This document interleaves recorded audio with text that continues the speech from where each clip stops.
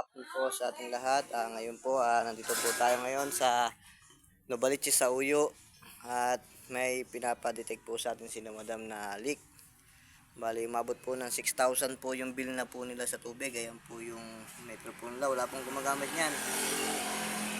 Ngayon po ay hinanap po ng ating magiting na plumber. Ngayon po dito po natin nakita yung leak niya.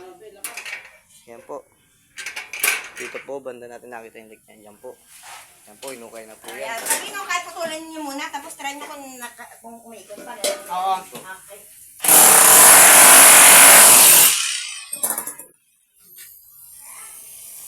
Bali, yan po yung leak niya. Yan po, ang lakas po. I-repair na po natin yan. Yan.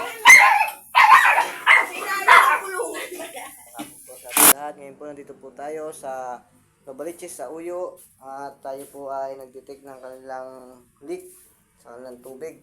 Umabot po ng 6,000 na po ang kanilang tubig at dito po natin siya nakita. Bali na i-repair na po natin siya. Ayan na po. Mamaya po pag natuyo-tuyo po siya, titestingin po natin yung tubig niya at tatabunan na po natin sa simentohin. Bali dalawa po yung leak nila. Yung isa po nandito po sa loob po ng CR po nila. Itaan po natin.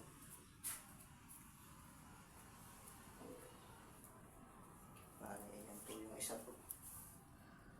Sa mga gusto pong magpa-detect ng kanilang leak at magpa-repair, tawag lang po kayo sa aming hotline na nakalagay po sa aming page sa Papay Plumbing Services.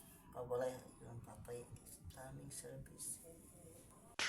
Another successful na naman po ng ating water leak detection and repair. Maraming salamat po sa inyong pagtitiwala.